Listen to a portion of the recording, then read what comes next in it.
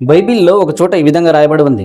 మనిషిని దేవుడు సృజించిన తర్వాత దేవుడు వారితో ఈ విధంగా అంటున్నాడు, మీరు ఫలించి అభివృద్ధి పొంది విస్తరించి భూమిని నిండించి సముద్ర చేపలను ఆకాశ పక్షులను భూమి మీద పురాకు ప్రతి జీవిని ఏలుడని దేవుడు వారితో చెప్పెను అని రాయబడి ఉంది. దేవుడు మనిషికి ఈ సృష్టి మీద అధికారం ఇస్తున్నాడని ఈ విషయం ద్వారా గమనించవచ్చు. ఈ భూమి మీద ఉన్న ప్రతి జీవరాశిని తన ఆధీనంలో దేవుడు ఉంచాడు. వాటిని ఏలుడని దేవుడు చెప్పాడు. ఆ రీతిగానే మనుషుడు కూడా వాటిని ఏలుతున్నాడు. వాటిని తన ఆధీనంలో ఉంచుకున్నాడు.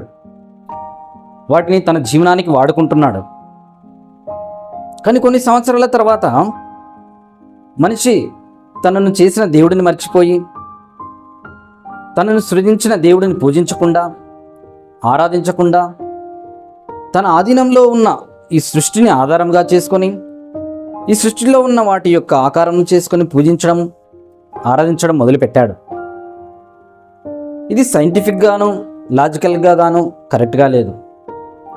తన ఆధీనంలో ఉంచిన తన కంట్రోల్లో ఉంచిన సృష్టిని తను ఏలమని చెప్పిన ఆ సృష్టినే దేవుడిగా తనకంటే గొప్పదానిగా తనకంటే గొప్పవాటిగా పెట్టుకొని మనిషి పూజించడం మొదలుపెట్టాడు. అందుకే దేవుడు ఒక చోట ఈ విధంగా రాయించాడు, పైన ఆకాశం అందే కానీ కింద భూమి అందే కానీ భూమి కింద నీళ్ళ అందే కానీ ఏ ఆకారంను చేసుకొనకూడదు, వాటిని పూజించకూడదు, సాగిలపడకూడదని రాయబడి ఉంది. అందుకే ఇంకో చోట దేవుడు ఆత్మ గనుక తనను ఆరాధించేవారు ఆత్మతోనూ సత్యముతోనూ ఆరాధించవాలనని రాయబడి ఉంది.